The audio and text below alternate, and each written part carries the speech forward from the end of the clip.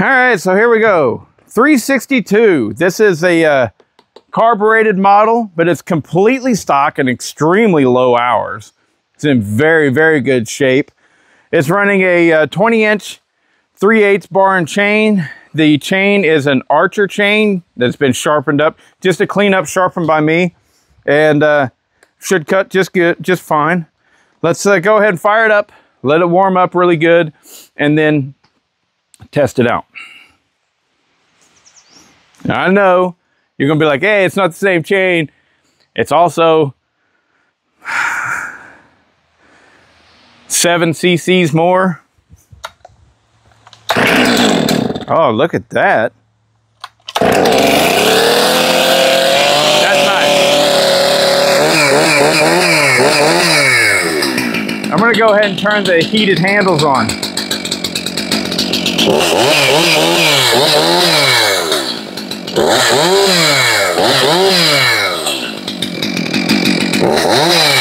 Nice running machine.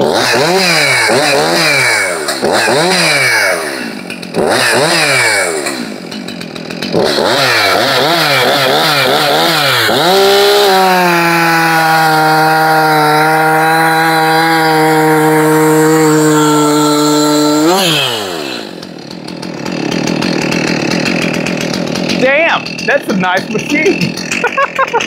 That is really nice. And I can feel it warming up my hand.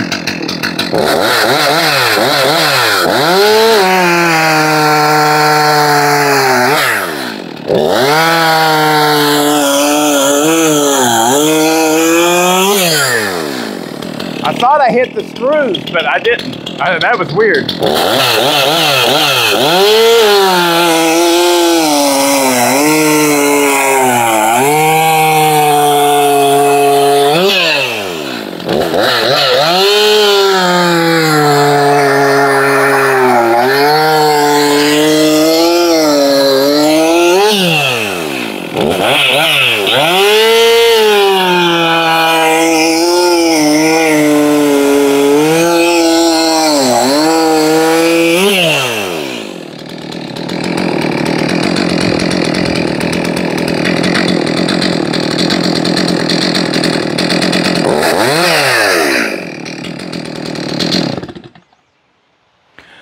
That is a very nice little saw.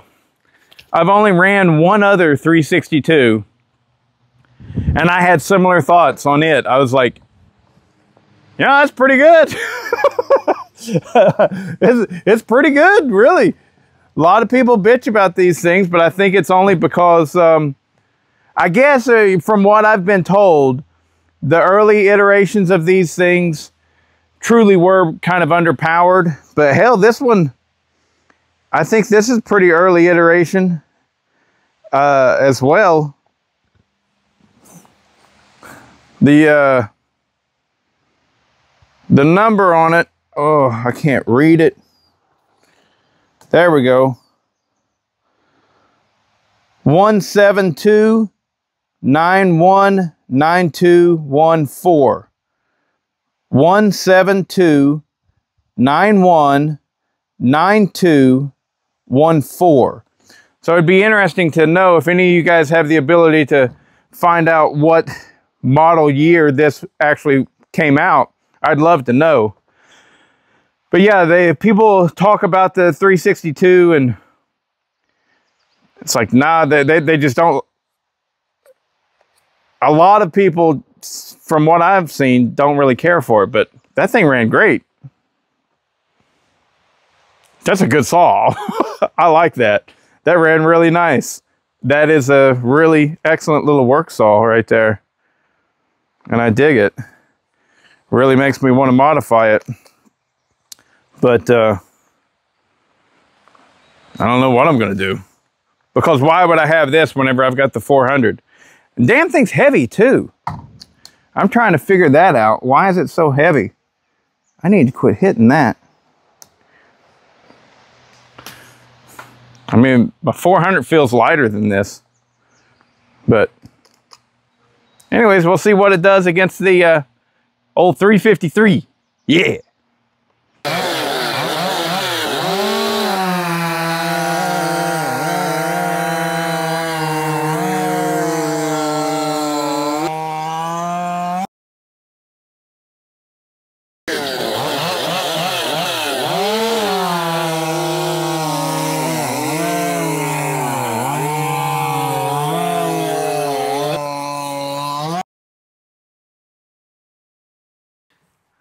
Okay, so probably a lot of you guys are wondering, what the hell was the point of that video? And, well, honestly, I thought it would go a different way. So the deal with the 362, the Stihl 362, I have read and heard a lot of negative comments about that saw. A lot of people are just like, meh, it's just like, meh. Now, nobody is talking about like, you know, like it has issues, like, you know, failures or anything like that. No, no, no. It's a solid, reliable saw. But everybody just kind of acts like it's boring and that it's really, you know, you poured it and it just doesn't really come alive, and it's just kind of a little bit slow in stock form and it's lacking, you know. Well, the first time I ran one, it was Daniels down in Georgia, and I just did 1 or 2 cuts with it. I wasn't thinking much of anything, and I was just like, that's a fine saw to me, you know. And that was the only time that I had ever ran a 362 until now. And what I was figuring on happening was that the 353 would do really almost just as good, you know, really close. Because the 353 Husqvarna has a 325 chain on it. And a 325 chain is going to be faster than a 3/8 chain. And I figured that would be enough of a difference. It would probably be really even, you know. So, boy, was I wrong. So now I'm like, man, that 362 is nice. The whole reason I got that 362, I guess there's 2 reasons. One, I am still working towards doing a 60cc saw shootout. But now there's new saws in the game. We got the 564 XP that's going to be coming out, and the Stihl 400.1. Anyways, so I wanted the 362 for that. But I got, you know, of course I got to port it for that because all of the saws in that competition are ported. The other reason that I got this 362 was because it's an Arctic, and I thought, wouldn't it be great if I could transfer all of the stuff on this 362 onto my MS 400, and I would have a Arctic 400. Well, it turns out this 362 is a carbureted version, and the carbureted version takes a different flywheel than the M-Tronic version, and I would need the M-Tronic version for it all to work on my MS 400. And I went to a dealership and I looked up, you know, we found what would likely work, the flywheel that would likely work on my 400, and in order to make all of this Arctic kit work, and it's no longer available. And even if it was available, there was 2 different ones, and I don't know which one would work. And so I'd have to buy them both. And the return fee is 20% plus shipping. So I'm just like, no, I'm going to abandon that effort. And so now I've just got this this Stihl 362. I'm not sure what to do with it because I definitely ain't going to keep it. So I don't know what to do with it. I think maybe I'm just going to slap a 24-inch bar on it, turn around and sell it, and hopefully make my money back. Or if one of you guys out there want to buy it, you know, let me know. It's perfect. It's carbureted. And if I'm mailing it to you, it'd be Powerhead only, you know. But yeah, it's perfect. Arctic MS 362.